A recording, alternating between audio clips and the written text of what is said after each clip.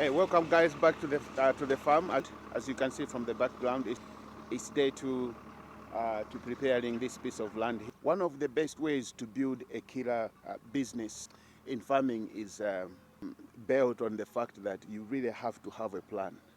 The plan really focuses on selecting some of the best crop ideas that you can put together so that you can actually explode your revenue. Because one of the things that I think most people underestimate uh, in terms of building a wildly profitable farming business is how they go about selecting the crops.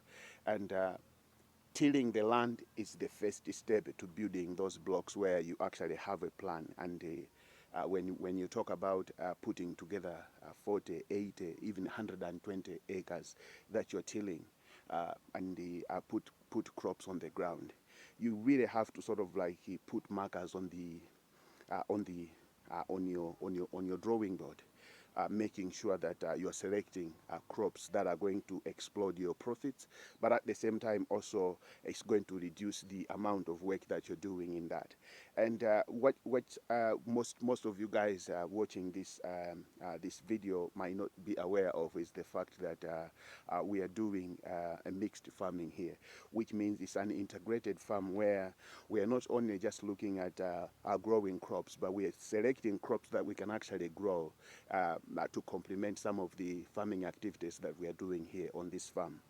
We have pigs, we have quails, we have chickens, we have rabbits, but we are also growing crops like tomatoes, corn, beans. We are planting some fruits. We have about 10-acre orchard.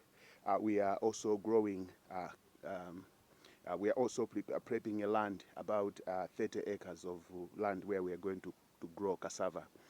These crops have been specifically selected simply because one way or another they do complement some of the activities that we are doing. We also have two fish ponds where we are actually testing out you know, fish farming.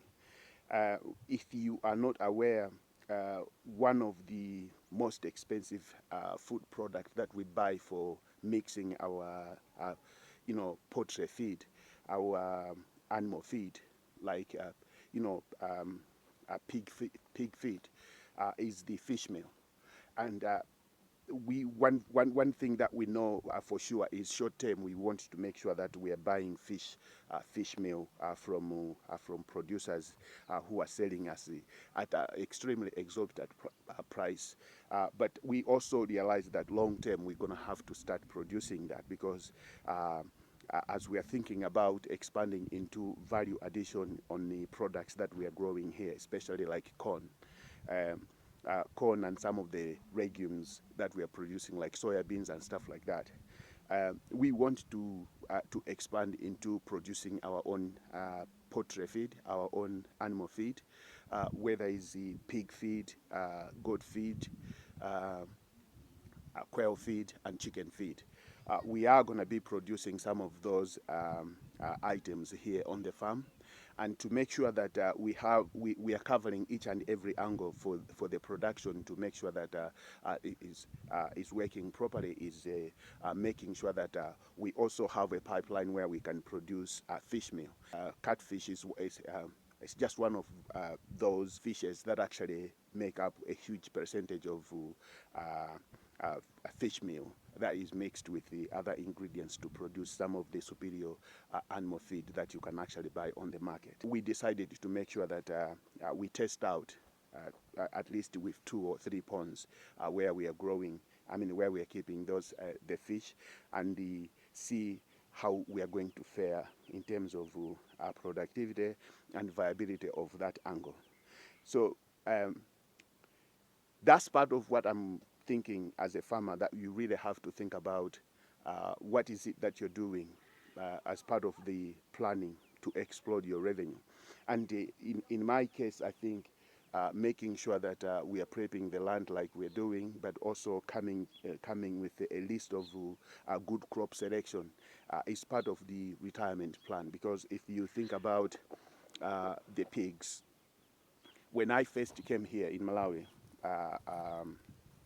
last January, the first thing that I did was I bought 6 piglets. These piglets are fully grown, and 2 of them have actually given me little piglets. One of them gave me 12, and the other one gave me 16.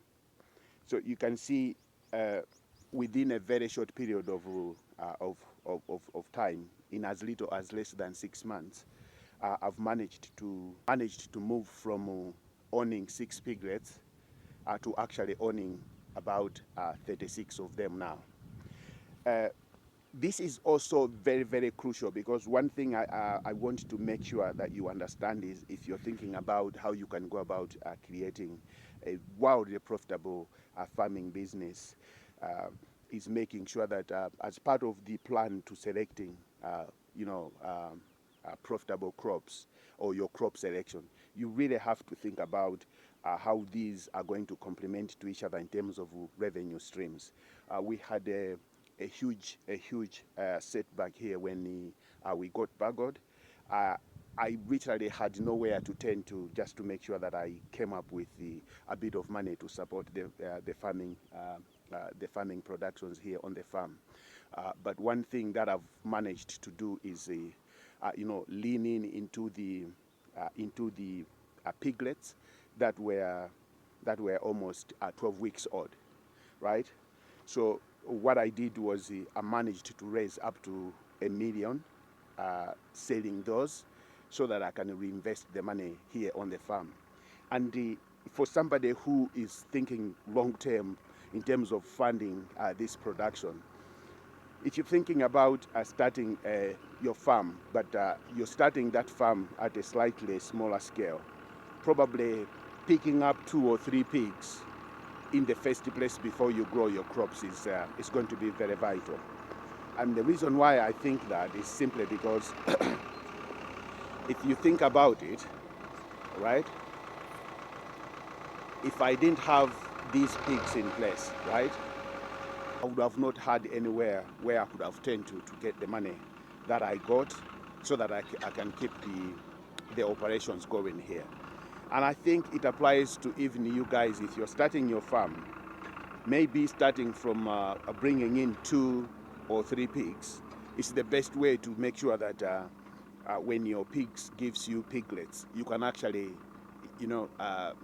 use that as something that you can use to fund some of the investments that are going on your farm. In my case, I've managed to do that simply because I had the piglets. I didn't want to sell them instantly, because my plan is to make sure that I expand the piggery into thousands of pigs that we are raising here on the farm. But with that situation where I had no solid cash flow to back me up, I decided to roll the dice and sell some of the piglets, so that I can reinvest that money into what we are doing here. And I think it speaks to the very same planning of crop selection that I've talked about. Because for somebody who is starting small, probably maybe taking 1 or 2 pigs that you can actually look after in your own backyard, and then eventually expanding into an acreage where you can actually buy or rent out an acreage and expand your piggery before you actually start growing crops. Or maybe something that you could easily do is set up your piggery with 2 pigs. In as little as 6 months, you're going to have probably maybe 16 or even 20 pigs, because that's really very, very possible with pig farming. And the manure that you would be harvesting from your pigs, you would first initially start by probably maybe building what we call a kitchen farmyard, a backyard, a backyard farm where you're growing vegetables at a smaller scale, and crops like tomatoes, onions, lettuces, and other quick turnaround products that you can actually take to market so that you can buy some of the animal feed that you need to feed your pigs. And the funny thing is, most of the items that you would be growing in your own backyard, they are items that I think you would be able to feed your pigs as well, because I have cabbages at the bottom of the farm. I'm picking up those cabbages. I also feed my pigs and stuff like that, and it works just like magic. So if you're looking at selecting some of the crops that you can do following the very same strategy that I've taken to put together what we call a mixed farm operation, where you are growing crops but also keeping animals, that's one of the strategies I would put in place. All right. I'll see you guys in the next video.